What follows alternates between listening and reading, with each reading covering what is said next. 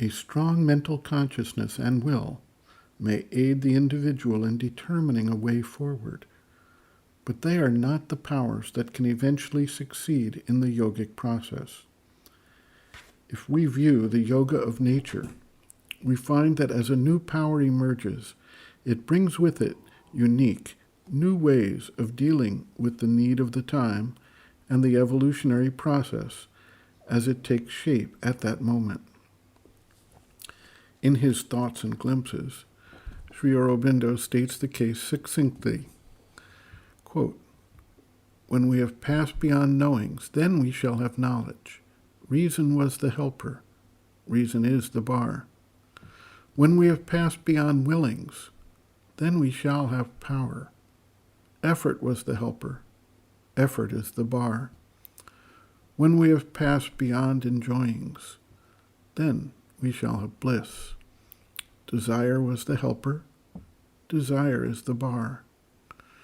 When we have passed beyond individualizing, then we shall be real persons. Ego was the helper. Ego is the bar. When we have passed beyond humanity, then we shall be the man.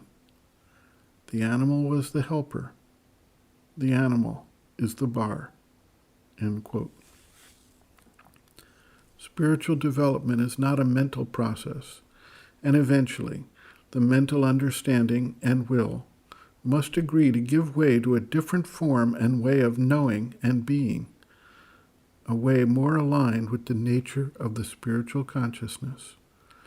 This is most easily accomplished if the seeker can develop the power of aspiration and receptivity to the higher force, and find a way to remain focused there rather than on the individual effort.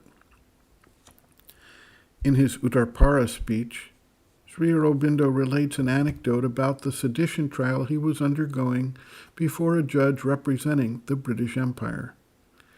He began to write out detailed points for his attorney, but then he received an inner command to remain calm and observe, and that everything would be worked out by a different force that was at work. He saw each player in the drama of his trial as an expression of Vasudeva, and understood that everything was being done for him as a means to a greater end. Sri Aurobindo notes, quote, "There has always been too much reliance on the action of your own mind and will. That is why you cannot progress.